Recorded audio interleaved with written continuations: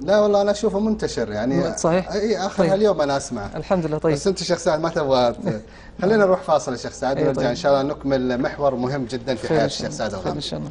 كونوا معنا بعد هذا الفاصل. اهلا ومرحبا بحضراتكم مرة اخرى. اكرر حضراتكم بضيفي في هذا اللقاء القارئ الشيخ سعد الغامدي امام المسجد النبوي سابقا. حياك الله شيخ سعد. الله يحييك. يا اهلا وسهلا.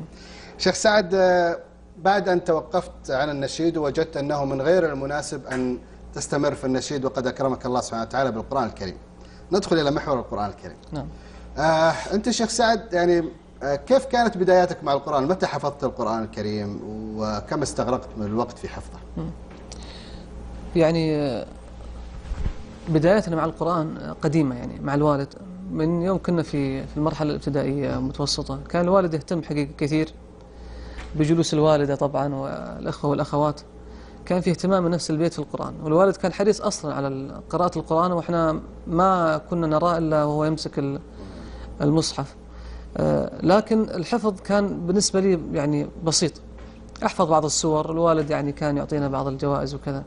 لكن حفظت حقيقة في المرحلة الجامعية.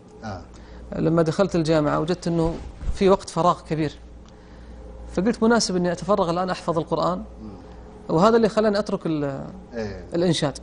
إني وجدت وقت لأحفظ القرآن الحمد لله، فعزمت حقيقة على حفظ القرآن، وفعلا الحمد لله يعني ربما ممكن طولت شوية، لكن 4 سنوات تقريبا بالحفظ حتى انتهيت يعني من كان معك أشخاص؟ كان معك أبد، كان الحفظ بمفردي. عجيب. لم يكن معي أحد حقيقة، لأني كنت أنا أستمتع وأنا يعني أراجع وأحفظ بمفردي. نعم. لأني كنت فقط يعني ما تحفظ القرآن فقط، وإنما تحفظ وتعيش مع القرآن وتتدبر آيات القرآن، وأحيانا تمر عليك آية توقف عندها يمكن نص ساعة تتأمل فيها. الله. كأني أول مرة أسمعها.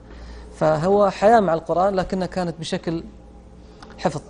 طيب، وما احتجت إلى أن تقرأ القرآن على أحد عن كذا على أساس يعني؟ طبعا يمكن بعد ما تخرجنا من الجامعة وكذا ربما أنا أميت يعني الصلاة، لكني حقيقة حرصت أن أعرض القرآن على شيخ متقن.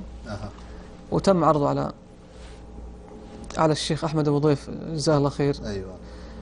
ورحب فيه في هذا المكان حقيقة.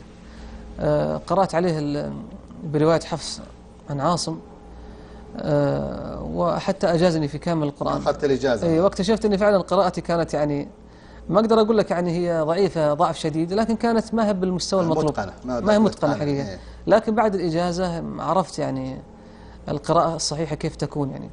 نعم. وفي إجازات أخرى غير